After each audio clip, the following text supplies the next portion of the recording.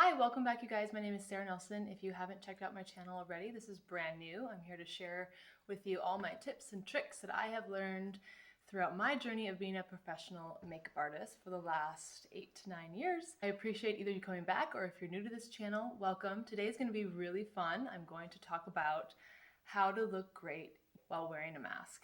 I'm going to match my eyeshadow to this tie-dyed mask. So I know that wearing a mask can be a little weird, we're not used to it, it's something different, and it may be our new normal for who knows how long. So we might as well make the most of it and have fun.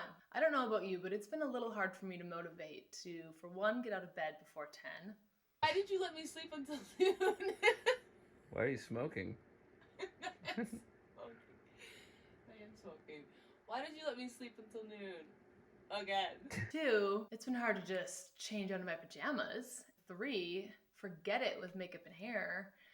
But you know what? Maybe it's time to change. I think we'd all feel a little better if we brought a little beauty into our life. Who said you can't feel pretty in your mask? I think you can, so I'm going to show you how.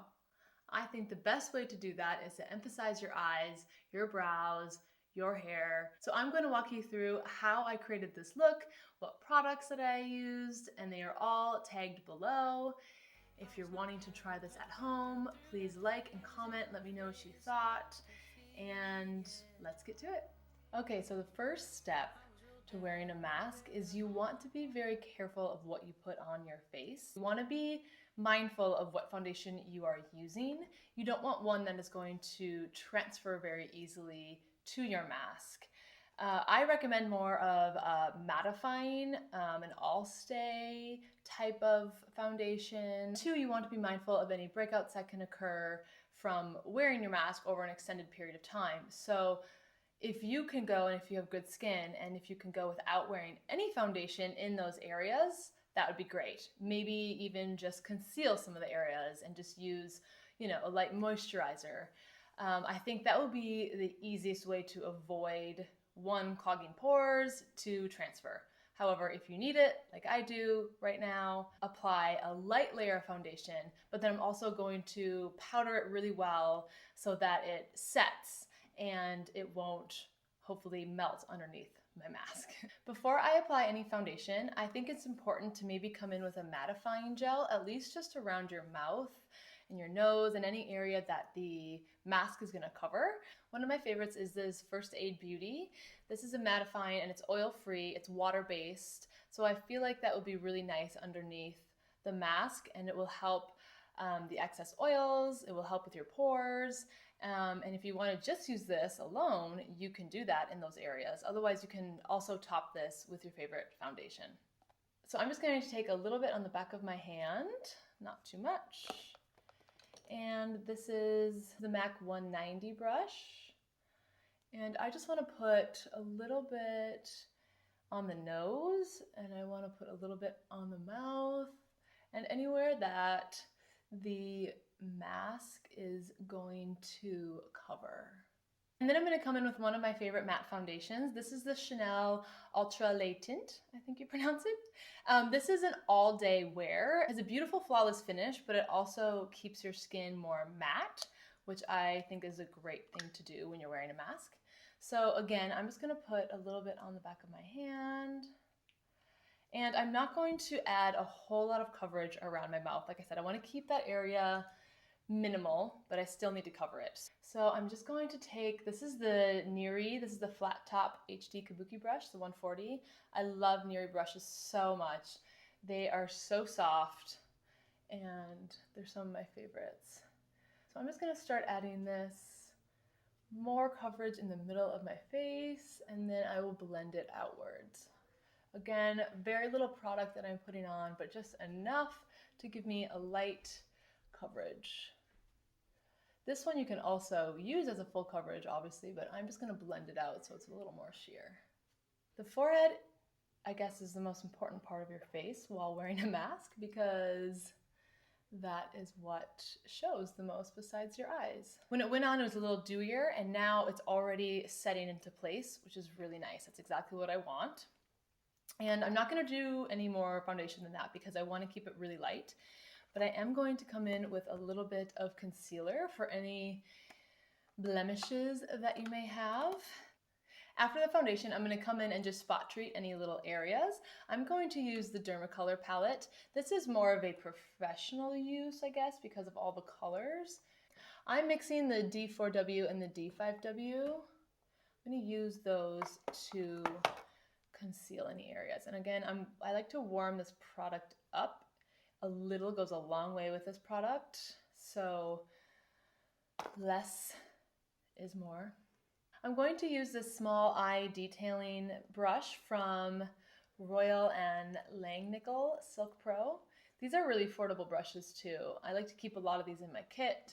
If it's a color like I'm going to use today, if the color is going to stain the bristles and it's a really expensive brush, you may not want to use that one because sometimes it will dye it, kind of like, I'll show you, kind of like this beautiful center brush that I dyed yellow.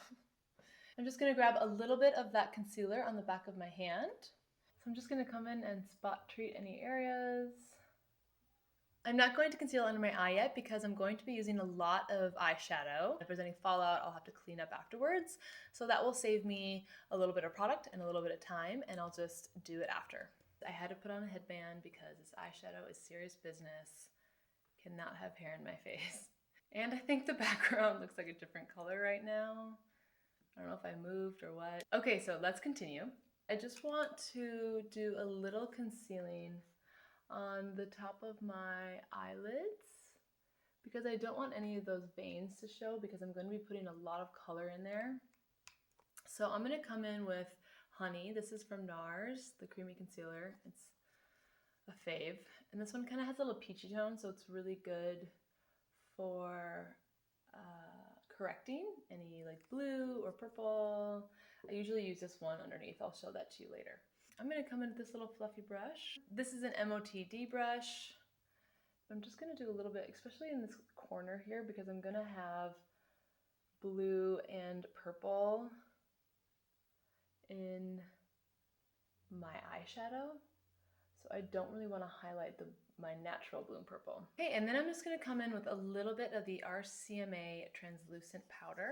And I'm just going to set my eye so that it creates a nice base for that eyeshadow. So I'm going to come in with the Paint Stick by MAC, and I'm just using the white color right here. I want these colors to be as vibrant as possible.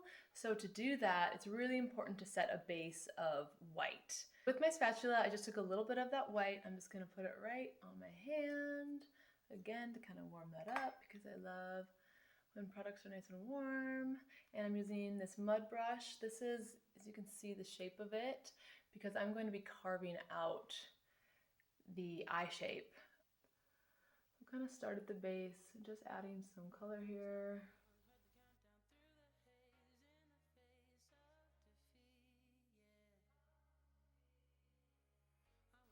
But I want to kind of bring it outwards too. I also want to have enough space. Since I don't have a ton of space in my eyelid, I want to create the illusion that I do. It's good if you look straight ahead, so that you know that when your eye is open, then that means you will see the product. So I kind of want to go a little bit higher here. And this can just be a rough estimate because it doesn't need to be perfect. And then you gotta match the other side, which is usually the hard part. Okay, so I just kind of went ahead and started on this side. So my recommendation is just to slowly build up. And that's my recommendation really for everything. For eyeshadow, for foundation, for concealer. Slowly build up to match that. Even for eyeliner, if you're doing a wing eyeliner. And now I'm going to come in with the powder. I'm just going to use my finger again and just blot that out a little bit. And then with the RCMA powder on this is another mud brush that I love, and just coat that white. Okay, so once you have the powder on, then you can come in with your eyeshadows. This is the Take Me Back to Brazil B&H Cosmetics palette. I love using this when I'm doing a fun, colorful look on my clients. We're going to go in with each color individually. And this is a Neri eyeliner brush. Nice and pointed and thin. And I think this Neri brush is going to give me the perfect precision that I need for each individual color. So I'm going to use my MAC Prep and Prime. I'm almost out of it.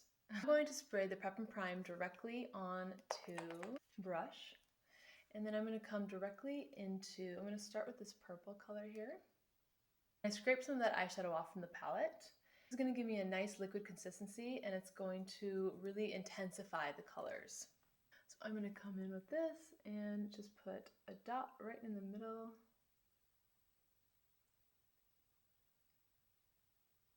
Of the eye. I'm going to do the other side as well. So any eyeshadow color that you like to be more intensified, you can go in with a liquid, you can go in with a setting spray, and just get the brush a little bit wet, and you can go right into the palette, or like I did here, you can also scrape some off and put into a separate little tray there, and then mix it. Then I just cleaned the same brush because I only have one of these and it's the perfect size for this. I'm going to go in with this pink color and I'm going to do the same thing that I did for the purple. I'm going to get it wet. I'm going to get a nice consistency and then I'm going to draw a circle around this dot. I scraped that shadow off and now I am just working it into the brush and take that color and I'm just going to draw a circle around this.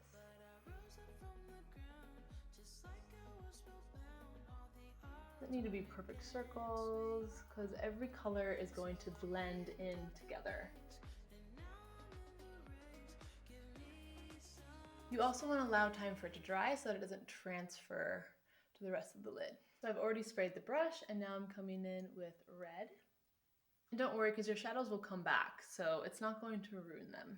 And if it does, you can always just take your little spatula and just kind of flake off the top layer if for some reason a liquid that you used irritated your shadows. And come in with the red.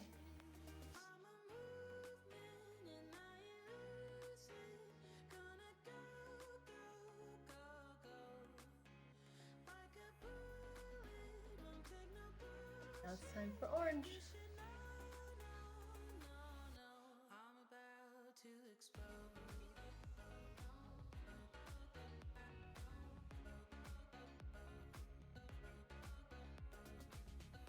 Don't worry if the colors are bleeding into each other because that's the point of it, right? It's tie-dye, so it's supposed to be kind of a gradient change of color.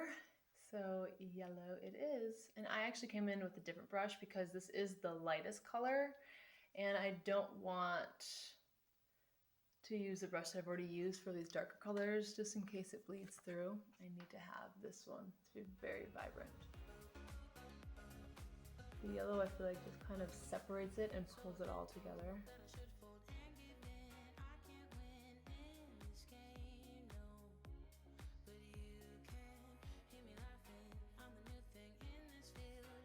So because this one touches the edge of the white there, I'm going to pull this one up a little bit too, just to match.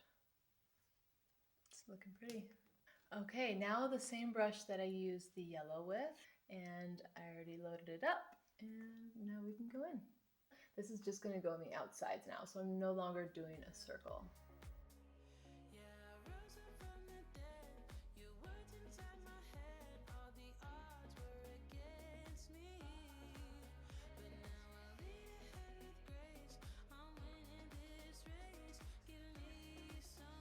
Now I'm coming in with this really pretty light blue. Have you ever played with color like this? It's so much fun. I never do this on myself. If you have played with color before, please comment below and tell me what you did.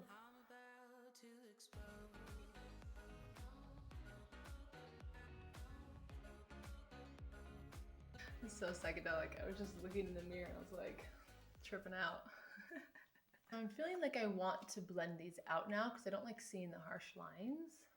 This is the Neri brush. This is a pencil smudger brush. And I'm just gonna slowly, very gently, kind of blend those in. I want to keep this shape and I want to kind of pull it out. So I'm just going to start blending this downwards too. Okay, and then I'm coming in with this beautiful blue. So I'm going to make each line smaller and smaller now.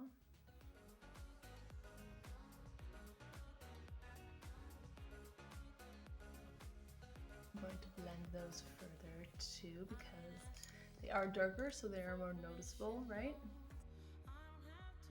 So now I'm taking this deep purple and I'm just going to do a small amount of that because I don't want this to be too dark.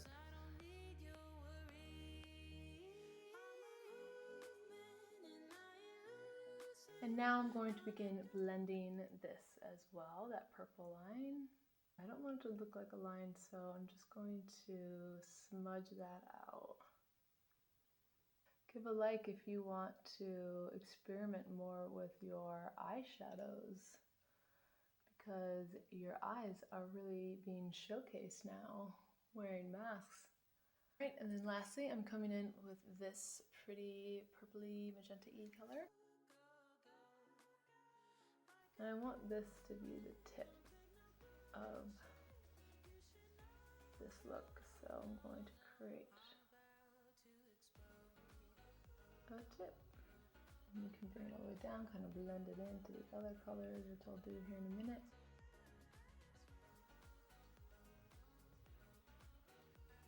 There we go. I want to bring some color down underneath as well. I'm not going to wet these, I'm just going to have these dry. I'm going to come in with the blue.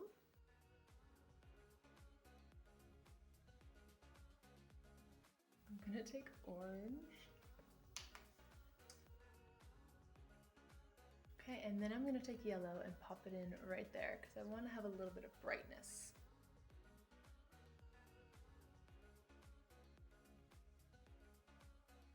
And now I'm coming in with the Maybelline Tattoo Studio eyeliner. This is the color Polished White. I'm going to put this right in the waterline.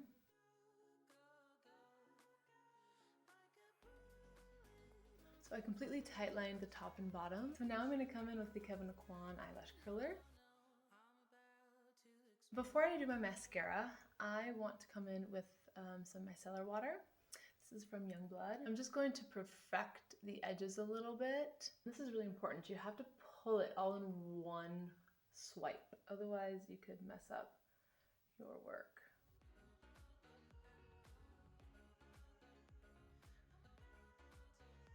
For the mascara, I'm going to be using the Maybelline Falsies Lash Lift. And you need to be very careful not to transfer any of this onto your beautiful work. And now I'm going to come underneath. Cool. The only thing that I need to finish is concealing underneath the eyes. Oh, and my eyebrows. Those need some help. But let me do the concealer first. I'm using the NARS Creamy Concealer in the color Honey and Vanilla, and I'm going to mix these. You can see on the back of my hand, we got honey in the bottom and vanilla on top. Taking the honey first, we're going to help correct any dark areas underneath my eye. Using this flat brush, this is actually a Bare Essentials brush. I love these for concealing. Really carefully along that line that I corrected. And we're going to come in with the vanilla. And this is really going to brighten. And a little on my forehead for a little brightness, down my nose. Come in with the same powder, the RCMA. It is very versatile. Powder underneath there. And before I do my eyebrows, it's really important to set your face after this. I hope I can get enough out. I need to buy some more. Set the whole dang face, because when you're wearing a mask, just set that makeup. I just looked down at my palette. Look at how pretty this is. Okay, now for brows. I was not blessed with amazing brows, and I overplucked them when I was in junior high. So they don't like to grow back. So I always like to brush it up first. This is the Sunnies face. This is called the LifeBrow in Ash Brown.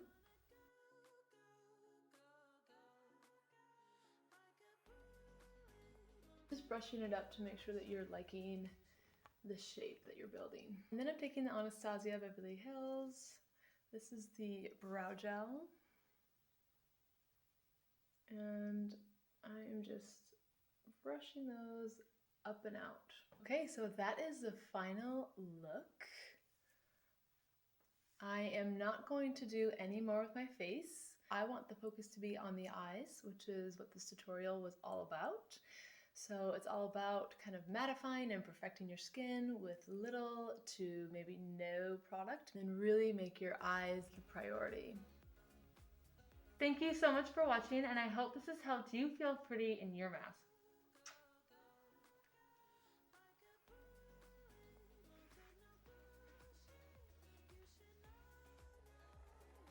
Roommate Lisa D'Amato has been making these day in and day out for everyone, not only our household, but also medical professionals, nurses, doctors, essential workers, anybody who needs it, so that she can send these to everyone in need. She just has a little GoFundMe page to help with any of the shipping and the material costs. So she's doing the good work, and go support her. Her link is below. Thank you, Lisa. If you haven't already, subscribe, like, comment. Please tell me what you think of these videos. Please tell me what ideas you would like me to cover, or maybe some things that you have been wanting to work on, some questions you have about maybe your own makeup routine, your skincare routine, whatever it may be. Just leave a comment below and I'll be sure to get to those.